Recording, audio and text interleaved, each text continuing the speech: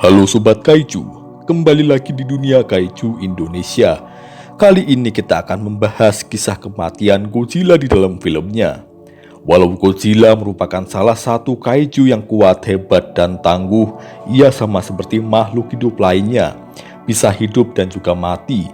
Walau beberapa kali ia mengalahkan musuhnya, tak jarang juga ia menemui ajalnya, walau tidak secara langsung ia mati karena dikalahkan musuhnya.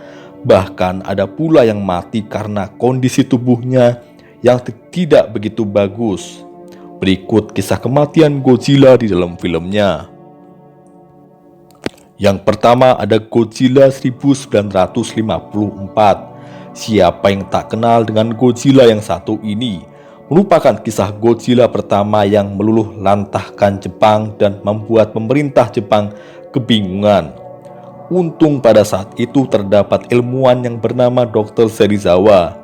Nantinya dia akan menciptakan sebuah senjata mematikan yang mampu menumpas Godzilla, yaitu Oxygen Destroyer. Setelah alat itu diciptakan, nantinya akan dibuat untuk memusnahkan Godzilla, dan benar saja, tak butuh waktu lama Oxygen Destroyer melebur tubuhnya hingga tersisa tulang belulang semata. Di film saga selanjutnya, makhluk yang satu spesies dengan Godzilla hadir kembali dalam film Godzilla Rage Again. Yang kedua ada Godzilla vs Destoroyah, yaitu merupakan film saga terakhir dari Godzilla Heisei. Di film ini Godzilla digambarkan sebagai form Godzilla yang sangat kuat namun juga rentan akan kematian, yaitu Burning Godzilla. Hal ini terjadi karena sumber nuklir dalam tubuhnya sudah melewati batas. Ia ibarat reaktor nuklir berjalan yang bisa hancur kapanpun itu. Melihat ini, para manusia mencari cara agar kematian Godzilla ini tak merusak bumi, karena jika dibiarkan Godzilla meledak begitu saja, maka tubuhnya bisa melebur, meleleh ke dalam bumi, di mana ini bisa menghancurkan bumi itu sendiri. Dalam hal ini nantinya pasukan CSDF berhasil meredam Godzilla dengan teknologi senjata pendingin, dan setelah Destroyer mati, Godzilla pun mati meleleh dan radiasinya membangkitkan kembali Godzilla Junior yang mati. Yang ketiga ada Godzilla 1998. Godzilla yang mempunyai asal-usul iguana laut yang bermutasi ini membuat geger Amerika setelah sebelumnya meneror kapal penangkap ikan. Pihak pemerintah Amerika dan para ilmuwan bahu-membahu mencari solusi untuk menumpas makhluk ini. Berbagai serangan militer dilancarkan mulai dari darat hingga laut. Nampaknya ia masih saja kuat. Sampai akhirnya Godzilla marah karena anaknya dibombardir oleh pasukan udara.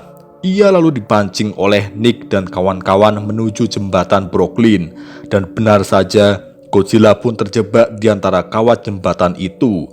Dan terakhir Godzilla pun mati setelah dihajar oleh berbagai serangan udara jet tempur dari berbagai sisi. Yang terakhir ada Godzilla Mothra King Ghidorah Giant Monster All Out Attack.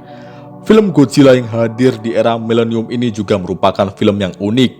Iya, jika kalian tahu, King Ghidorah yang dikenal sebagai kaiju jahat kini berubah menjadi kaiju pelindung bumi beserta Mothra dan Baragon.